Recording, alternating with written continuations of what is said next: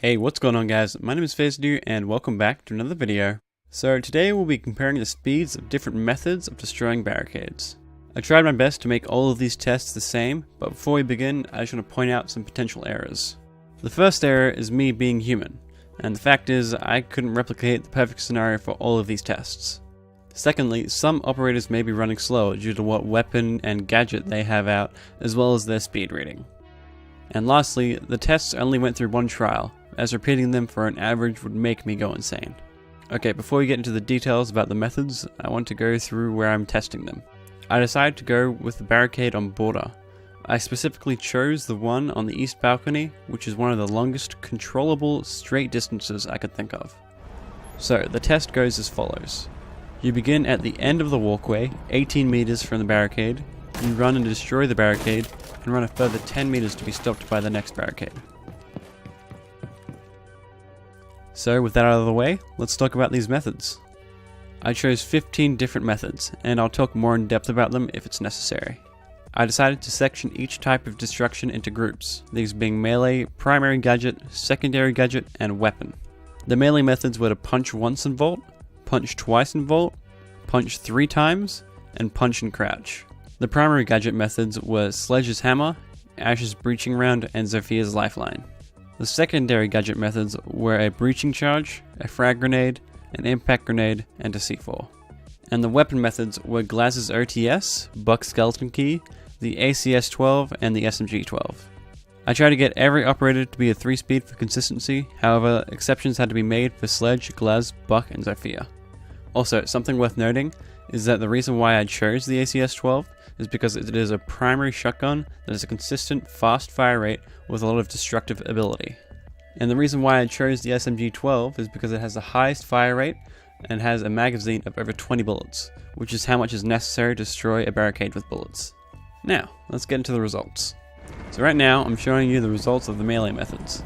Obviously, the single punch and vault is going to be the fastest of them all, and I got a time of 6.8 seconds. But what was actually really shocking is that punching and crouching through the barricade is faster than punching twice and vaulting. I have to assume it's because you stopped for a small amount of time to wait for a vault prompt. And obviously punching the barricade 3 times is the slowest method from this category.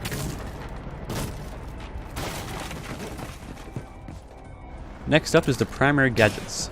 As Ash is the only operator that has 3 speed in this category, I feel that she had quite a significant advantage, so for this category she got a really good time of 5.7 seconds. Zophia is next in line, and I can only imagine that the only reason why she is slower was because she's a 2-speed.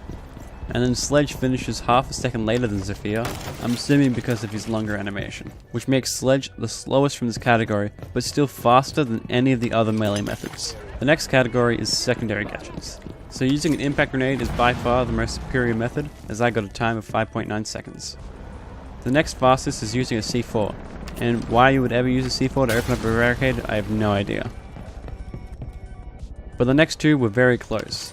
Even with a 2-speed of Sledge, the fuse timer, and also with Ash trying to run through a breaching charge, the grenade still ended up being faster than the breaching charge.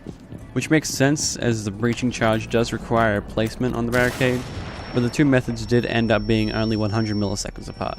The final category is the weapons. So the fastest weapon out of the ones chosen was the ACS-12, that was a bit over 6 seconds. The next 3 weapons were within a small margin of each other and around half a second slower than the ACS-12. Buck's skeleton key was slightly faster than the SMG-12, even with Buck being a 2-speed.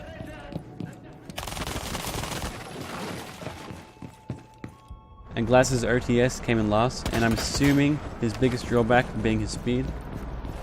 But overall, for these weapons, pretty moderate destruction speed compared to some of the other methods. Alright, conclusion time. So here's the list of methods from fastest to slowest. Not surprisingly, Ash is the fastest entry, and using impact grenades is the second fastest method.